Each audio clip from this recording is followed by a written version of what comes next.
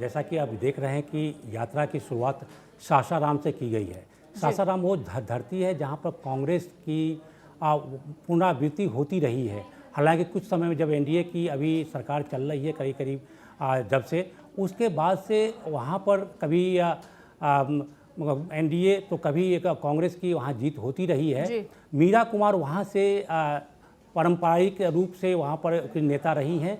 और इसके बाद देखा जाए तो सबसे बड़ा फोकस जो यहाँ दिया जा रहा है वो फोकस यही है कि दलितों और जो शोषित वर्ग हैं उसको इस यात्रा के जरिए साधने की कोशिश की जा रही है। तो सासाराम ही क्यों चुना गया? सासाराम का मतलब ये हो गया कि राहुल गांधी और कांग्रेस की सबसे अधिक जो दिशा देने वाली बात यही है कि वो दलितों पर फोकस कर रहे हैं। सासाराम से अपने वोट की जो है ना ग्लोबलाइजेशन मतलब ध्रुवीकरण करने की कोशिश कर रहे हैं। जैसे कि कहा जाता है कि एनडीए की तरफ हिंदू ग्लोबलाइजेशन हो जाता है, ध्रुवीकरण हो जाते हैं, उसी तरह से जो राहुल गांधी हैं वो माइनॉरिटी, शोषित वर्ग और दलितों को लेकर साथ चलने की एक कवायद में जुटे हुए हैं। तो सासाराम को इसलिए चुना गया है। और देख रहे हैं कि दशरथ मांझी को भी लाया गया था।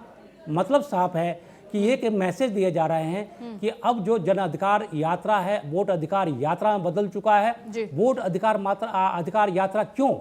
क्योंकि इससे पहले एसआईआर को लेकर जो आप देख रहे थे कि हंगामा चल रहे थे, पार्लियामेंट नहीं चल पाई। इसके बाद सुप्रीम कोर्ट में मामला आया, सुप्रीम कोर्ट ने भी इससे जो डायरेक्शन दिए हैं उससे महागठबंधन को एक तरह से एक ऑक्सीजन के रूप में देखा जा रहा है, क्योंकि उन्होंने जो आधार कार्ड है उसको भी मान्यता दी गई है। और चुनाव आयोग से कहा गया कि आप जो 65 लाख जो जिसको आपने छांटा था उस सबको मंगलवार तक अपने साइट पर डालें। तो इसका मतलब ये है कि जो महागठबंधन के राहुल गांधी के तरफ से जो आरोप लगाए जा रहे थे उसको कहीं ना कहीं स्वीकार करते हुए सुप्रीम कोर्ट ने ये अधिकार जो डायरेक्शन दिया है इससे इस यात्रा बिल्कुल गोविंद जी, क्योंकि जब एसआईआर को लेकर मार्च निकाला जा रहा था संसद से इलेक्शन कमीशन के दफ्तर तक, जब रोक लिया गया था, विपक्ष को रोका गया था और साथ ही साथ गिरफ्तार कर उन्हें दूसरी जगह भेजा गया था, डिटेन उन्हें कर लिया गया था। और साथ ही साथ विपक्ष का ये भी आरोप था कि उनकी आवाज़ दबाई जा रही है और साथ ही साथ इलेक्शन कमीशन पर कई तरह के आरोप विपक्ष की ओर से लगे थे। क्या लगता है कि जो संदेश उस वक्त जनता तक नहीं पहुंचा पाया विपक्ष, अब इस यात्रा के दौरान पहुंचा पाएगा? बिल्कुल पूनम, देखिए जिस तरह से 50 विधानसभा को ये कवर करने जा रहे हैं, विगत अभी जो शुरुआत आज हो रही है 11:30 बजे से लेकर वो पटना के गांधी मैदान में 1 सितंबर को खत्म होगी। इस दरमियान में आप देखें तो 23 जिलों को राहुल गांधी और तेजस्वी यादव बीच बीच में कवर करते रहेंगे, आते रहेंगे। लेकिन राहुल गांधी अनवरत 1 सितंबर तक बिहार की यात्रा पर हैं और उन्होंने उन्हीं क्षेत्रों को चुना है जहां जहां उनकी थोड़ी सी बिल्कुल लौटेंगे गोविंद जी आपके पास। हमारे साथ राकेश सिंह परमार भी जुड़ गए हैं जो कि वरिष्ठ पत्रकार हैं। राकेश जी, मैं आपके पास आना चाहूंगी और पूछना चाहूंगी कि लगातार एसआईआर के मुद्दे को लेकर कांग्रेस हमेशा से ही प्रदर्शन करती हुई नजर आई है, विरोध करती हुई नजर आ रही है। इससे पहले भी राहुल गांधी ने कई यात्राएं की हैं, मोहब्बत की दुकान भी खोली है। इस यात्रा के बाद कितना क्या कुछ बदलेगा, लोगों का नजरिया और लोग कितने जागरूक होंगे? आपके साथ आपके दर्शकों को मेरा सलाम। देखिए, राहुल जी इस देश के सबसे पुराने पार्टी के पूर्व राष्ट्रीय अध्यक्ष हैं और युवा नेता हैं, नेता विपक्ष हैं। अगर वो कुछ कर रहे हैं तो उनका स्वागत होना चाहिए। देश में विपक्ष का मजबूत होना उतना ही जरूरी है जितना स्थिर और मजबूत सरकार का होना है। तो राहुल जी के इस कदम का स्वागत हो। सवाल है कि बिहार से ही क्योंकि राहुल गांधी ने जो वोट चोरी का आरोप लगाया था वो तो कर्नाटक से लगाया था, विद प्रूफ सबूत भी उन्होंने दिया था। और वही काम बिहार में चुनाव आयोग कर रही है। तो बिहार में तो जाने का कोई मतलब नहीं बनता। तो उन्होंने कहा था ना कि एक एक आदमी का 5-5 जगह नाम है, तो उन्होंने डॉक्यूमेंट भी दिखाए थे। और बिहार में यह साबित हो गया कि 2-2 पूर्व उप मुख्यमंत्रियों के 2-2 जगह नाम है, एक एमसीडी वो की चेयरमैन की नाम है।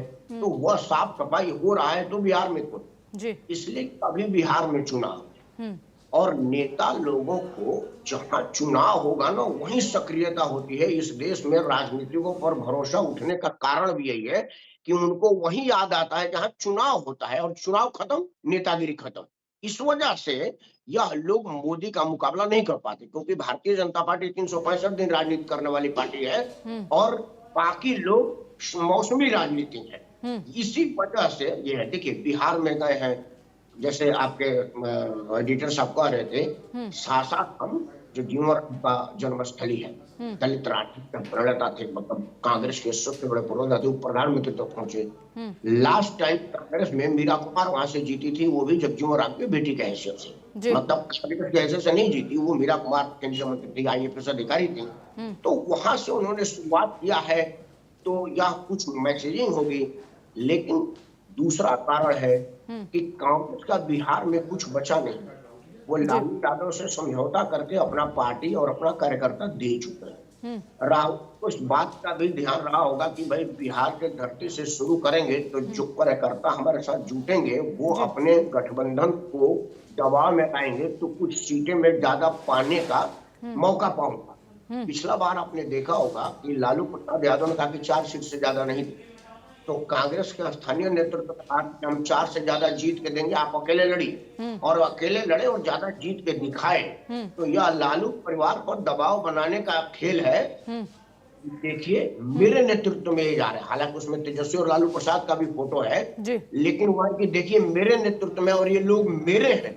अगर आप इस खेल को समझेंगे तो देखेंगे कि लालू प्रसाद का भी बैनर है और लालू प्रसाद का भी जय जय हो रहा है। लालू प्रसाद का परिवार चाहता है कि यह कांग्रेस की रैली ना हो करके, बिल्कुल राकेश जी, आपने कहा कि एक मौसमी राजनीति है और साथ ही साथ एक धाक जमाने की कोशिश की जा रही है, बिहार में अपने आप को दिखाने की कोशिश की जा रही है, तो क्या इससे कोई बदलाव नहीं आएगा कांग्रेस के लिए? बदलाव आए और इसी उम्मीद से बिहार से शुरुआत हो रही है, लेकिन परिणाम पर पता चलेगा ना कि कितना बदलाव आया है। लेकिन राहुल जी का दबाव की राजनीति है कि कार्यकर्ता जितना जुटेंगे उतना ही हमको गठबंधन में ज्यादा सीट मिलेगी, और यह उनका राजनीतिक फर्ज भी है और उचित काम भी है। इसमें इस बात का तारीफ होना चाहिए कि राहुल जी अपने कार्यक्रम के अनुसार से, अपने रैली के अनुसार से जनता में मिल करके, देखिए 2 बातें मैं कह दूं, मैं भूल जाऊंगा, राहुल जी के 2 बात की मैं बड़ी तारीफ कर रहा हूँ, आपके माध्यम से जनता के पास जानी चाहिए। दशरथ मांझी जिन्होंने पहाड़ काट करके रास्ता बनाया था, अब तक किसान लोग जाते थे, फोटो खिंचवाते थे, लेकिन राहुल गांधी ने जाकर के उनका घर बनाया, एक सम्मानजनक रहने की स्थिति दी, और इसका बहुत शोर शराबा नहीं किया। इसकी तारीफ होनी चाहिए कि अब तक कोई और गया होता ना, तब तक पूरी मीडिया जाती, बकायदे लाइव टेलीकास्ट होता, लेकिन थैंक्स टू राहुल गांधी की उस गरीब आदमी का जिन्होंने अपनी सारी जमा पूंजी पहाड़ काटने में लगा दिया, और उसके बाद उसके परिवार के पास कोई IAS पीएस डॉक्टर इंजीनियर था नहीं, ना ही उनको किसी ने राजनीति में लाया कि उस वजह से भी हो जाता। जरूरी आदमी का घर बनाया।